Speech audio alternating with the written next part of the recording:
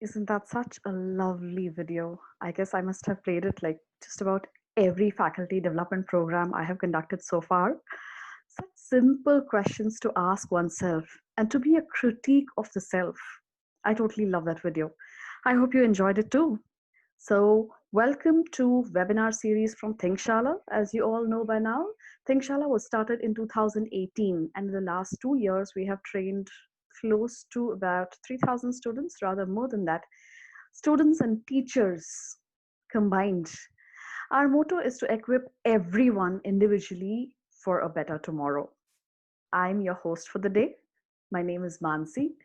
I have a journalism background. I have done a little bit of Doordarshan and ETV.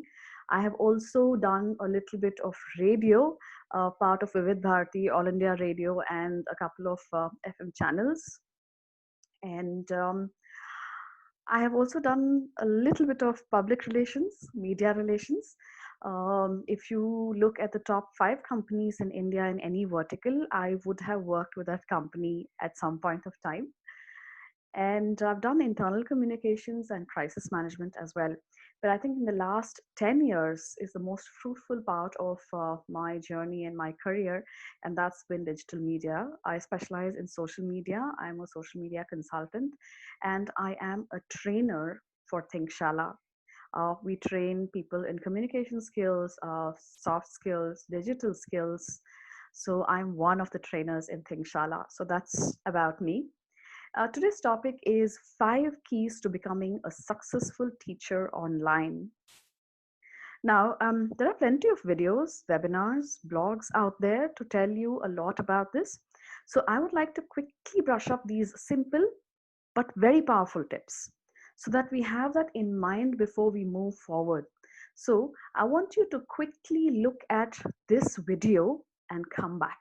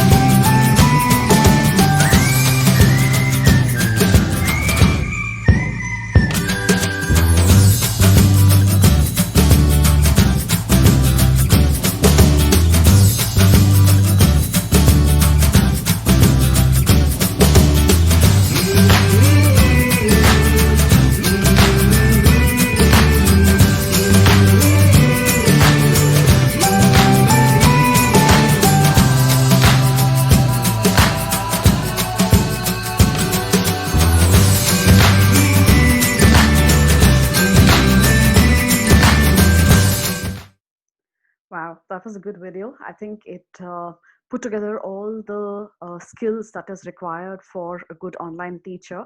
And as I said, these have already been a part of many webinars and many videos. If you feel that it's a challenge, please let us know and we will send across those links to you. We'll put it up on the group or email it to you and you'll be able to see it. So, are we ready to start? I'm so excited about this. Okay, so to start with, I think the first skill that everybody needs, let me just share my screen for that. I feel that's the most important bit is being human. High touch and not just high tech. That's something I feel is really, really important.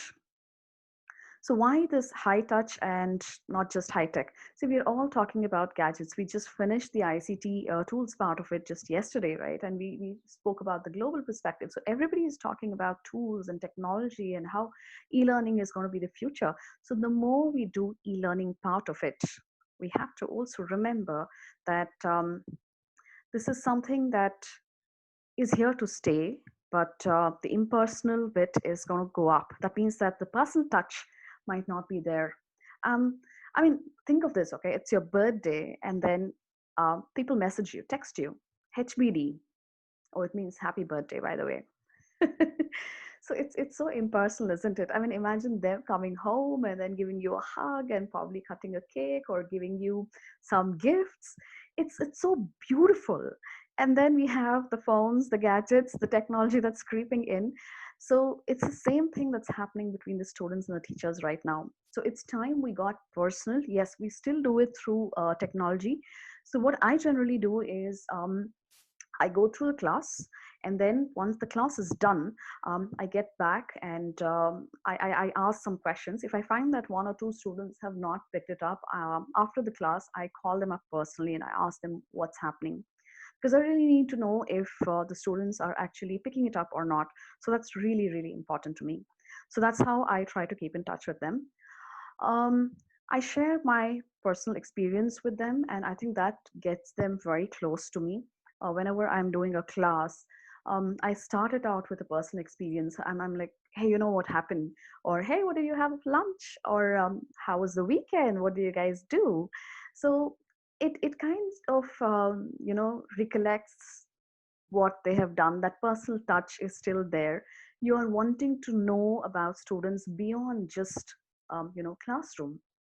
So I think that's a beautiful way to keep in touch with them. um, I always keep learning as a digital marketing trainer. I think if I don't study a single day, I lose out on all the updates. There's so many updates. I mean, we're not just talking technology and social media here. There are so many updates, like reports about how people use social media, which channels to use, which platforms to use, how much are they using it. So there are so many things to study that, if I don't learn, I am no more a trainer, unfortunately. Okay, and I think it holds good for every other teacher, not just a trainer. Every teacher. And as I think in the discussion, the panel discussion we had, Prashant pointed out that teachers will always be teachers. Whether it is in the school, in the college, outside, at home. So there's certain amount of things expected from us, and always learning is one of them. Okay, and share your stories with the class. I share my stories. Now, how different is personal experience from stories? Stories have a little bit of masala in them. So stories are something that we read, or probably we watch it on TV. We've heard about it from somebody, so it doesn't have to necessarily be our stories. But stories are a great way to engage the students. So because engagement was one of the things that we actually discussed in the panel discussion, and it was something that every teacher had. How do we keep the class engaged? I don't even know if they're listening, right? So one of the best ways to keep in touch with the students is to share our stories with the class. I think that's been a fantastic experience. Storytelling in itself is a skill, it's an art, and it's a difficult one. It's a very difficult one. So that's one way of being human and keeping in touch with the students. Also, last but not the least, the work life balance. See, in the panel discussion, we discussed about work-life balance. Now, we got Deepa ma'am who said she's got a schedule, right? She's got a schedule and she sticks to it so that there is no problems with work-life balance. Yes, but another aspect is something that we have not discussed at all. When I say work-life balance, your home is becoming your office. How do you deal with that? Home was supposed to be home, right? Where anybody could walk anywhere that they want. It's like personal space too. You're sharing it with somebody. That space is something that we share with somebody. So how are you going to convert that into a professional space? How do you ensure that there is one particular space that we all sit and then we start working from there, and nobody is supposed to disturb you? So that's something that is very important too. Also, just a reminder here, you might have kids at home, you might have parents, there are pets at home, and these things are completely out of your control. They're not under your control. You would have told them, hey, I'm working, I'm recording, I'm doing a webinar, but they might not remember, or by mistake they come in. So how you deal with it will send out a message to people on how human you are. Okay, I've got people where the kids come and they're like, hey, don't come, and yelling, shouting, and probably telling that, hey, can somebody look into it? No, I think the kids have the right to be with their father or the mother, because it's home for them. It's home, it's not their workspace, right? So I think that's something that the way you deal with it is something that will send out a very strong message to the students. So those are things, I mean, think of those scenarios and keep your mind ready on what would you do if these things happen. I hope this tip is important. And um, okay, sorry, I think I froze. Okay, we go to the next tip. Okay, the next one I want to talk about is the pedagogy techniques.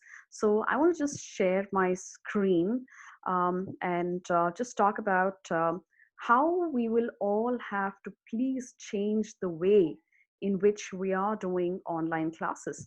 So why is this important suddenly? It's because, well, simple. I'm a teacher. I'm great offline. There are students. I've got my teaching material. So all I have to do is move away from classroom to the online ICT tools. Simple, right?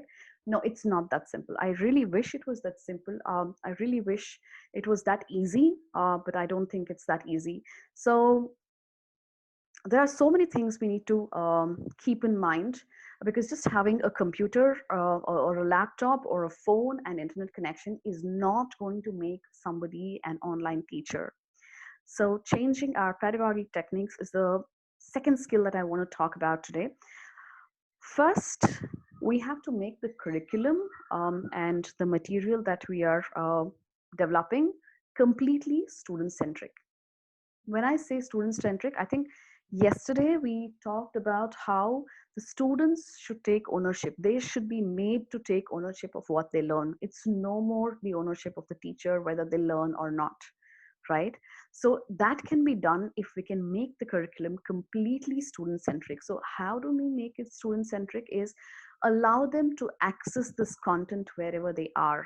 We cannot expect them to be in one place. They're students, right? And also the fact that can we have recorded versions so that people can actually access these recorded versions whenever they want to. Of course, we need to have a date and a time to say, okay, these versions are done with and you'll have to give your exams or you'll have to submit your assignments. Those things are definitely needed, but if we can put things together where, because digital is all about on demand content, right? The ability to access content from wherever you are and whatever you're doing, that's something that we need to definitely look into, right? So yes, let's make the um, curriculum completely student centric. The students are in charge. So if the students are in charge, what about us? We as teachers play the role of a guide. So the curriculum is designed to be student centric. That means that there is somebody who needs to hold them together, who needs to tell them how this is supposed to work, right? So that's the role of the teacher. Um, let's remember that it's not classroom training anymore.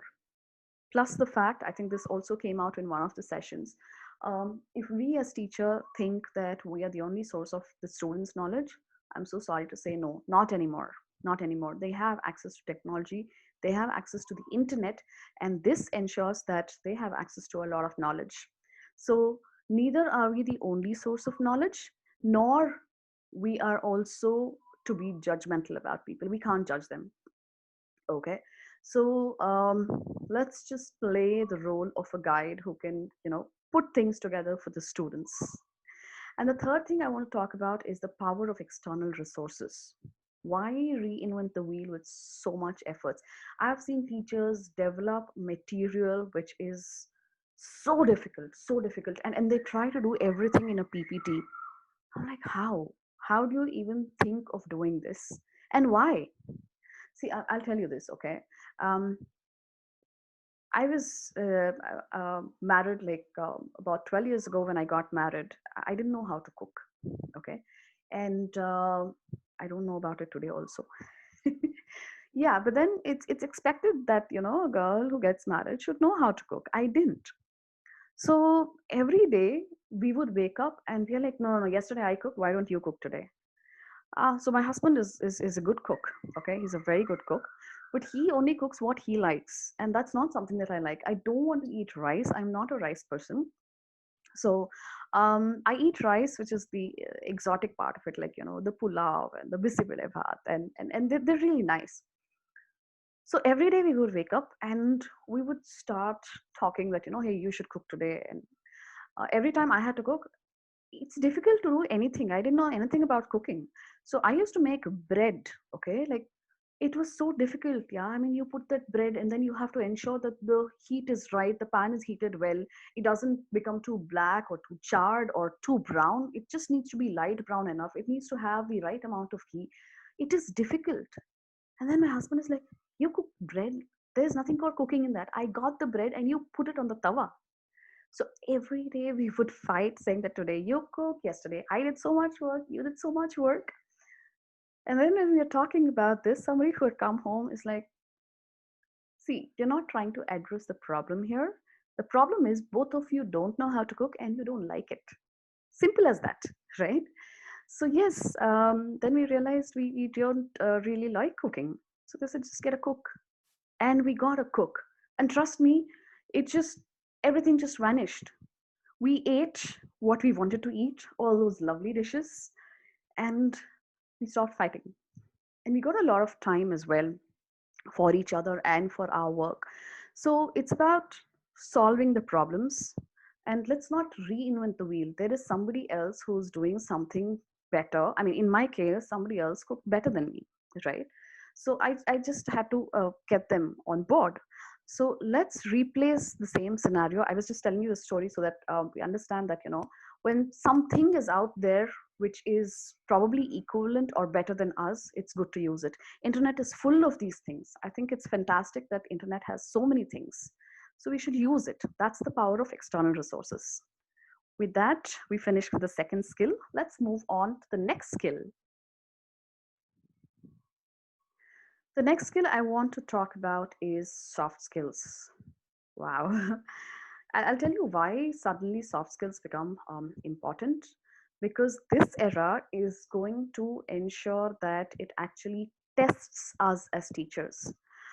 If we are not going to be time bound, if we're not going to be perfect, if we can't do things right, we will be at the receiving end.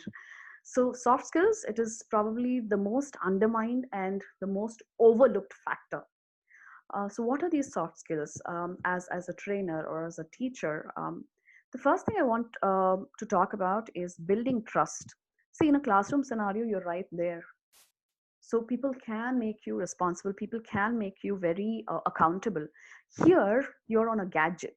Like like everybody is on the phone. They talk what they want, but nobody can be held accountable for that, right?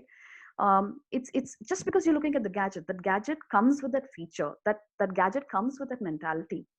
So how do we counter this? Is if we can build trust. How do we build trust? See, we could do some entertainment activities to keep them engaged, to build that sense of belonging with each other. So that's something that we can do. And also, as I said, personal experience sharing or storytelling, these can get personal, and you start building trust, where I also talked about the human touch, right? Where you can just call up the students and ask them, hey, what is happening? Or probably after the assessment, you good in class. So these are things that we can do to build trust. So that's just one part of it. Second part I want to do is, please, let's not waste their time. They hate it. Not because they don't have time, they might have plenty of time, but then I don't think there is anybody who would like to waste a time on a class, right? I mean, if you're only going to talk about things that's already talked about, or things that is already known, okay, that's a waste of time for them, right? So how do you not waste their time is, one, be informative, come what may, but bigger than that, know your target audience and the level that they're in. Different students are at different levels, okay? Of course, all students cannot be satisfied at the same time. I completely agree with that. But at the same time, since we are looking at the same curriculum for the entire class, we will have to look at that balance. So yes, let's not waste the time by giving them something that they're not interested in or they don't have to know, because it's an online class, right? I mean, as I said, there are powerful resources out there. We should just give that to them, okay? But let's not waste the time. The third thing is set explicit expectation. Now, how do you set this?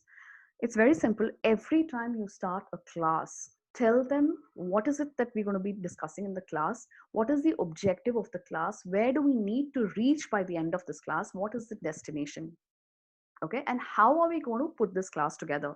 Will you be giving breaks? Will you be giving them notes? Will you be dictating and they have to write it down? Will you just be solving problems and the PPT will be available to them? Material, extra material will be available to them. We have to make this clear so that you can finish those things online. So you're going to set explicit expectations. Like, see, right now, for every session that we do, there's always an assessment that comes in. There's always a feedback that comes in, right? So let's ensure that we keep this rolling in our online classes also. So that's something that we have to explicitly talk about as well, is to set expectation. Also be available to bridge the gap. We've already spoken about how different students are at different levels and not everybody has the ability to cope up, right? So because the classes are online, okay, you might refer them to external resources and different videos. So in case that happens, let's all be there for the students. There might be a time when they are not able to follow something. Okay, see, this doesn't mean that we have to be on our phones all the time because they might call or they might leave a message. No, but let's not stop the students from getting across to us 24/7. We don't have to be on our phones, but they can leave their queries on WhatsApp. Okay, like I switch off my phone towards the evening and I switch it on early in the morning because it gives me that time to answer those queries. So it makes me available to the students 24/7. At the same time, it keeps my work-life balance perfect. So yes, let's be there. Let's be available as teachers to bridge that gap. Okay. Also, justify your decisions. How? Well, every time we ask them to complete the assignments right now, okay, this evening, please submit it, right? You'll have to tell them why is it that you're asking for the assignments to be done like right away? Why is it that there's so less time to do the assignments? Or there could be things like keep quiet in the class, mute your microphones. Okay, why? So if you can just talk, yeah, yes, it is common sense, but it's not so common, right? If it was common sense, they would have put their microphones on mute, right? So let's talk about this. Again, this will also come under explicit expectations, but then your decisions need to be justified and you have to tell them how this is justified. Okay, so that's another part of it. And then clarity in messages. Okay, I don't want to talk about this. I'm going to show you a good video about this right away. You have to check out this video because it will just show you how communication means different things for different, same thing, different things for different people. Have a look at this video.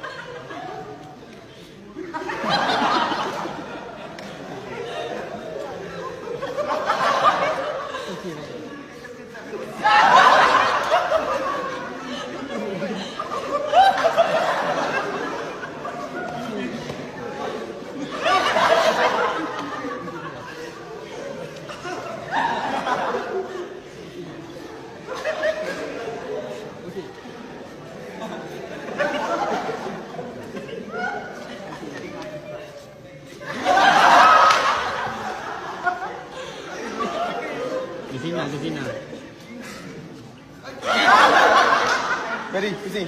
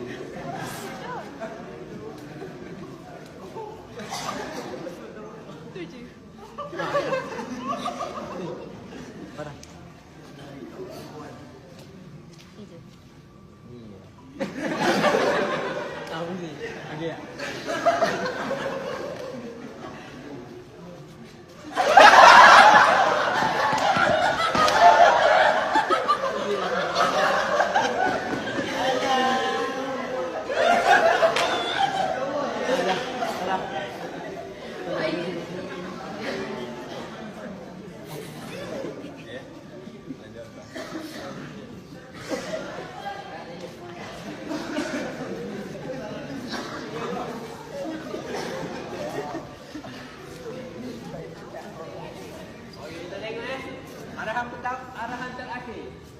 Apa yang terima arahan? Kami dulu. Vanilla.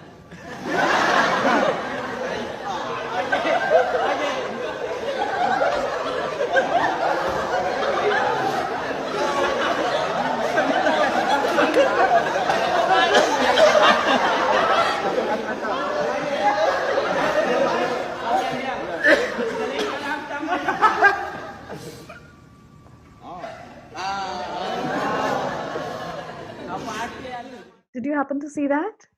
My God. I mean, look at that. These are people who know each other. They can see the body language. They know what it means and they can look at each other, right? And yet, you saw how the message that was initiated and the message that was transmitted, it was so different. And as I said, this is in the offline world. They can see each other right there. How are we going to even ensure that the students have understood the concept the way we mean it, the way it is supposed to be? So, assuming that people have understood is a myth.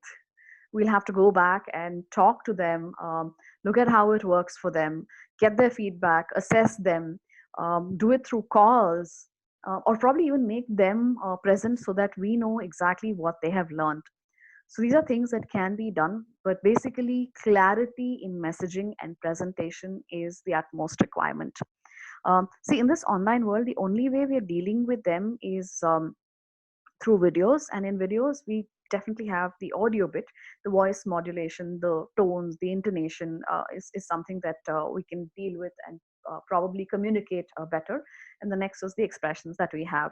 Okay, and the expressions of the students on video calls, probably we get to know a little bit of it. There is no body language as such, so we can't probably make out what is it they're going through, or are they following it up or not. Nothing at all. Okay, so we need to be careful about messaging and how we present ourselves, and we need to remember at all point of time that everybody will not be at the same level that we want to present to them. Okay, they might come with different backgrounds, they have their preconceived notion, and they might have thought about it in a very different way.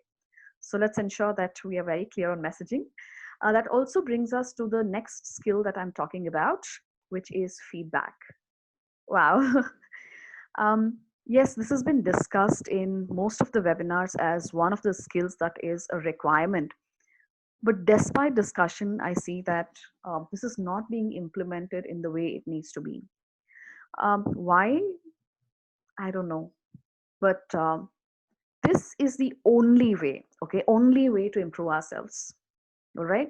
So I'm thinking I'm doing a great session. It's a fantastic session. I'm able to communicate really well. I've been giving out the right points. But then there might be somebody out there. It's not just about understanding, right? So feedback forms are not just about, hey, I told you something, are you able to understand that? It's also about probably you have more knowledge than me.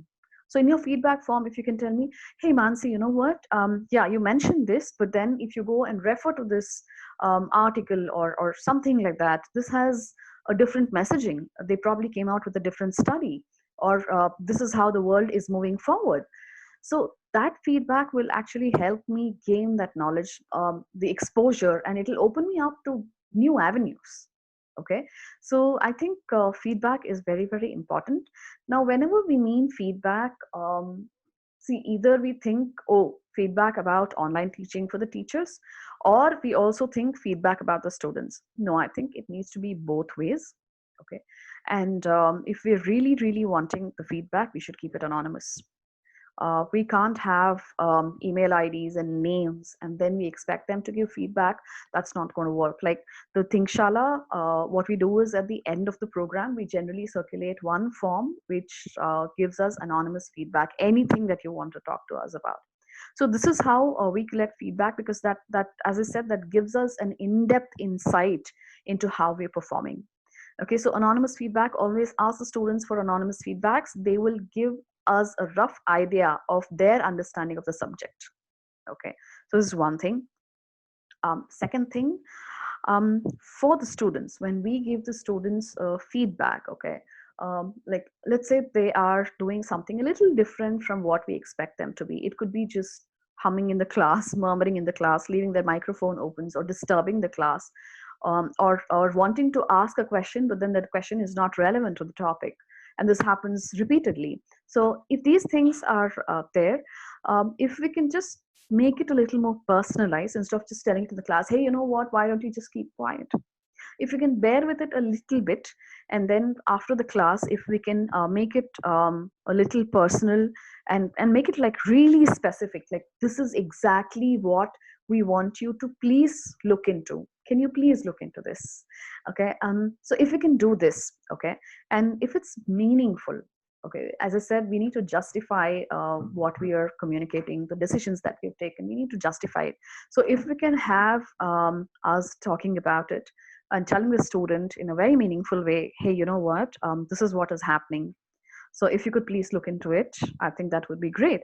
So if we can present the feedback to the students in a very meaningful way, which is very specific, they love it.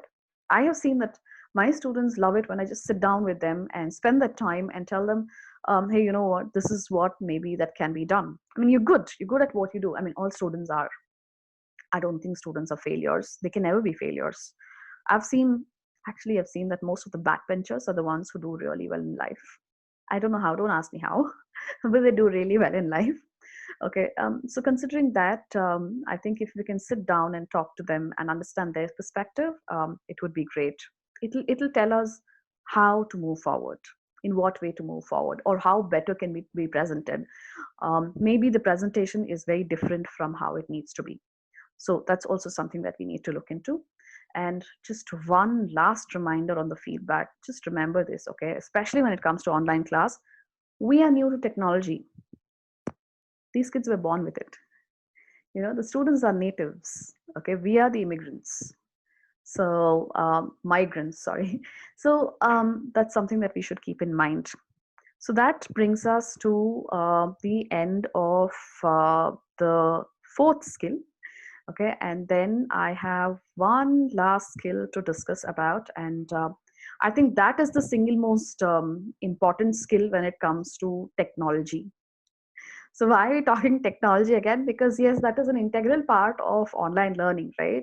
So technicalities, I wouldn't say technology as such, but technicalities is something that we definitely need to keep in mind as a skill to have if you want to become good teachers. So I'm just going to share my screen and talk about the technicalities. Okay, here it comes. Um, See, we've all been talking about online tools, right? There is Zoom, and yeah, I've recorded this on Zoom, and there is Microsoft Teams, there is Cisco WebEx, there's Google Meet. I mean, there's so many platforms, right? So it's more like, you know, hey, I have to do a class. Let's just pick up one of the online tools and let's do it. I'm so sorry. I don't think that is the way it needs to work. Let's not let the tools drive our decision making. Okay, I want to pick up a tool that will go with the way I want to conduct my class. So it is an intentional way of looking at a tool, like does this tool actually suffice my requirement? I have a very different way of doing my class. I probably need a whiteboard. I probably need a softboard. I probably need ppts. I probably need videos. So we'll have to look into the tools with intention. Not that, these tools are available in the market, let's use it. I mean, it's not like, hey, yesterday was offline class, today let's move into online class. It's never going to work that way. It's never going to work that way. Okay. So let's ensure that when it comes to online tools, let's look into it with intention, saying that this is the objective I have, it needs to fulfill it. Okay. So that's the first part of it. The second part of it is, let us be consistent in our approach. When I say consistent, it could be the presentation that you're doing, the colors, the layout, the fonts, okay, and also the background visual. Like, let it be consistent so that, because every time we change it, the students have to get used to it. They're like, hey, yesterday, yeah, there was that curtain. Oh, there was a table yesterday. People were walking around. Oh, there was something else. No, no. Let's be consistent about the background, and let's ensure that it's visually pleasing. So these are some things that we can be consistent about, so that, as I said, it grows that familiarity and definitely the bonding. And this will result in building that trust and credibility as a teacher in the online world. Small things, right? I mean, who would have thought that, where you're sitting matters? Okay, we'll come to that. There's a lovely video on that. I'll show you that video. It's amazing. But before we go there, let's also talk about the structure. Okay, let's always ensure that there's a structure to the session. Okay, session in the sense, you will have to introduce what is supposed to be achieved in that class, so that everybody knows that, until we achieve those results, nobody talks, or nobody deviates from the topic, or nobody asks for something else. We just focus on these things. So as I said, that explicit expectation setting, that's what we need to do, and that will be assisted by having a structure. Okay, so if we have a structure like an introduction, and then there is the course material that needs to be presented, and then there's a conclusion. So if we can have a structure to the session, each session, I think that will be great. So this is what a guide does, right? Like, guides them through a structure, right? So I said we've talked about how students need to be made in charge. They need to we need to develop curriculum that's student centric. So now that the ownership lies on them, having a structure really helps, because it really sets expectations. Okay, and last but not the least, in the technicalities part of it, the setting up of your space. Okay, always have a dedicated space for yourself. It can't be the dining table one day, the study table the next day, the kitchen some other day. Whether you're doing the webinar or whether you're participating in a webinar, there is one place. In the office, do we move around in the desks? No. So let's just find a comfortable space, and let's ensure that there is a good setup. Okay, we just sit there and we work it out. It's a nice, pleasant place to sit down, where you're able to focus. Okay, now, as I said, I think there's a lovely video on how to present yourself, and it's a great video, because it tells you how technically you'll have to place your laptop, or how to see how good the lighting is. There are so many things into the setup part of it. So yes, just go ahead, have a look at this amazing video. I'm sure you'll love it, because it's got all the things that's required for a technical setup on becoming one of the best teachers, because that is going to enable you to be the best. Have a look at it. Hey, I'm Chris from Wistia, and I'm shooting this video on a webcam. You can make an awesome video using nothing but your laptop's webcam. So let's run through some tips on how to do it. First off, be sure to always keep the light in front of you, not behind you. In the case of this nasty window behind me, all I need to do to fix this shot is flip myself around and face the window. And just like that, the lighting looks way better. So now I'm going to adjust the angle of the camera. Raise your laptop so that the camera is at eye level. A stack of books should do the trick. Keep yourself about an arm's length away from the screen, and make sure you leave just enough space between the top of your hair and the top of the frame.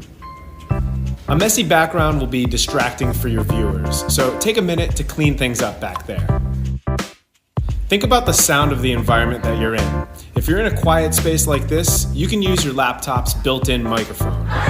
But if you're in a loud space like this, it can be tough to capture clean audio.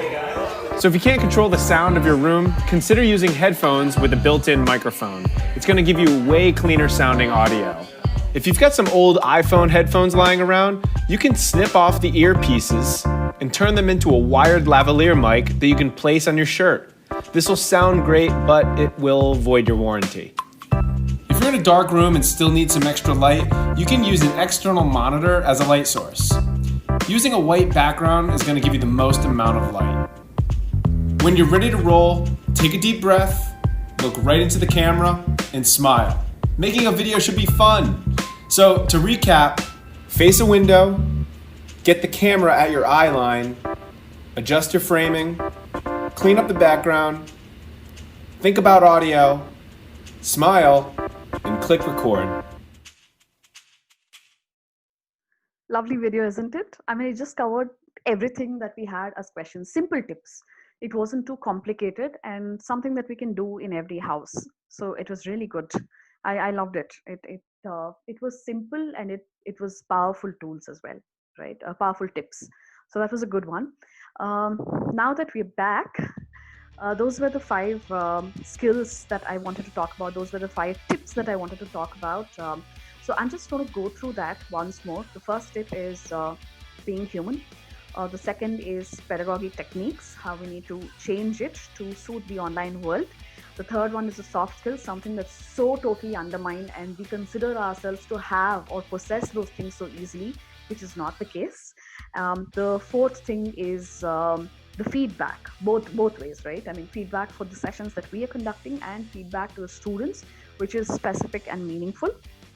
And the last one is the technicalities, how we do the setup and what kind of tools we actually use. These are the things that we have discussed today. I hope these 5 key areas have given you some insights and it enables you to be a pro in the online world, in the online teaching. I'm pretty sure there are more tips that you might have come across, you might know, or there is something a little more that you might need clarity on and you might have questions on this. So if you do, then please email it to me. I'm available on thinkshala@gmail.com. We are also available on Facebook, Twitter, and LinkedIn, and of course Instagram as Thinkshala. So you can have a look at that space as well, and you can leave your questions there. But the best thing to do is leave it at thinkshala@gmail.com, and it's easily accessible to us, and we'll definitely revert to you. That's what we've been doing for the last 2-3 days. So great. So thanks for watching. I hope I've done some value add to you. And I look forward to keeping in touch with you. The assessment forms and the feedback forms are on their way. Do have a look and do fill it up. Thank you so much for watching, and I will wait for your feedback and questions on thinkshala@gmail.com. Thank you. Good evening and have a great evening ahead.